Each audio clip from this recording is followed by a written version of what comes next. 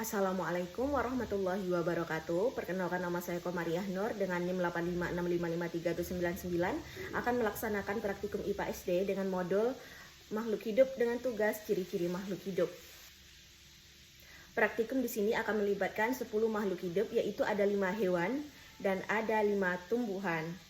Adapun tujuan saya melakukan praktikum ini adalah mengamati ciri-ciri makhluk hidup yang ada di sekitar tempat tinggal. Adapun alat dan bahan yang saya gunakan dalam praktikum ini adalah ada alat tulis, ada tabel pengamatan, dan alam semesta. Bagi teman-teman yang penasaran seperti apa praktikum saya, silakan lihat videonya.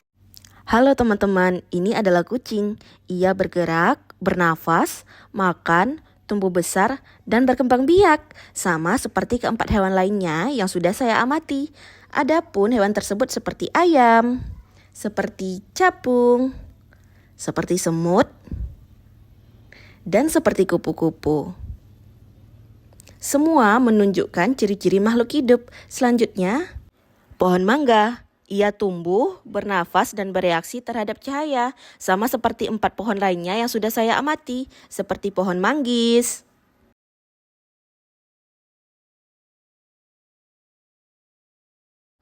seperti pohon jambu air, pohon rimbang, dan pohon singkong. Dari ke-10 makhluk hidup tersebut, 10-nya memiliki ciri-ciri umum yang dimiliki, yaitu bergerak, bernafas, perlu makan atau nutrisi, tumbuh dan berkembang. Jadi kesimpulannya, hewan dan tumbuhan memiliki ciri-ciri dasar kehidupan. Terima kasih. Assalamualaikum warahmatullahi wabarakatuh. Perkenalkan, nama saya Komariah Nur, NIM 856555329 akan melaksanakan praktikum IPA SD modul 1 ciri makhluk hidup dengan judul praktikum gerak pada tumbuhan. Gerak pada tumbuhan dibedakan menjadi 3 berdasarkan rangsangannya. Yang pertama ada seismonasti, yang kedua ada niktinasi, dan yang ketiga ada geotropisme. Kali ini saya akan mengamati gerak tumbuhan putri malu dengan sentuhan halus, sedang, dan kasar. Saat diberikan sentuhan secara halus, putri malu melakukan gerakan dengan lambat, responnya 4 detik. Sedangkan sentuhan sedang lebih cepat dari sentuhan halus, responnya adalah 3 detik. Nah, sedangkan untuk sentuhan kasar lebih cepat dan batangnya merunduk. Responnya di sini adalah selama 1 detik.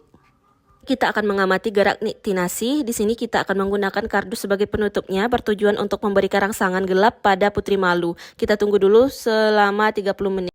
Setelah 30 menit, inilah hasilnya. Putri malu melakukan gerakan niktinasi seperti yang kita lihat. Putri malu menutup tanpa disentuh. Sedangkan sebelum ditutup, daunnya masih merekah.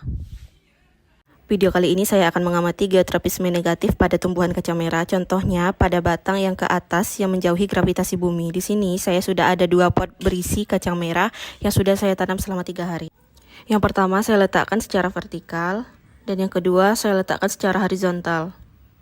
Kita lihat perkembangannya selama 3 hari ke depan.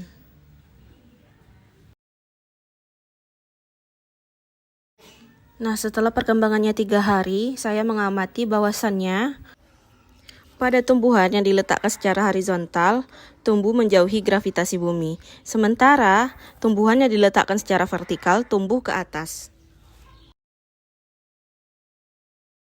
Assalamualaikum warahmatullahi wabarakatuh. Perkenalkan, nama saya Komariah Nur dengan NIM 856555329 akan melaksanakan praktikum IPA SD dengan modul 1 ciri makhluk hidup dengan judul praktikum respirasi menghasilkan oksigen dan karbon dioksida. Alat dan bahan praktikum pada kali ini. Nah, langkah pertama kita siapkan 3 botol. Selanjutnya semua botol diisi kapur sirih. Setelah itu, kita masukkan kapas pada ketiga botol tersebut.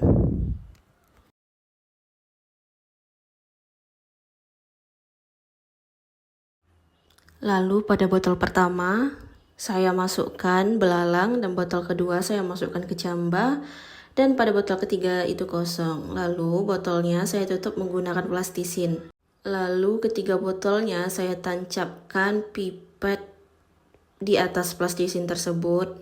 Lalu kita kasih air pewarna di ujung sedotan. Nah, untuk hasilnya bisa dilihat, 2 sedotan tertarik ke dalam botol karena ada makhluk hidup di dalamnya, sedangkan untuk botol yang kosong tidak tertarik ke dalam karena botol kosong, tidak ada makhluk hidup. Nah, kesimpulannya makhluk hidup butuh oksigen untuk bertahan hidup. Adapun alat dan bahannya, pertama sekali 3 botol ini dituangkan air kapur sirih. Nah, setelah dituangkan, tutup botolnya menggunakan sebuah plastisin. Setelah ketiga botolnya tertutup plastisin, kemudian kita tusukkan pipet ke dalam botol yang ditutup plastisin tadi. Nah, untuk pipet putih hanya dimasukkan sebagian, sementara pipet yang kuning dimasukkan sampai ujung bawah.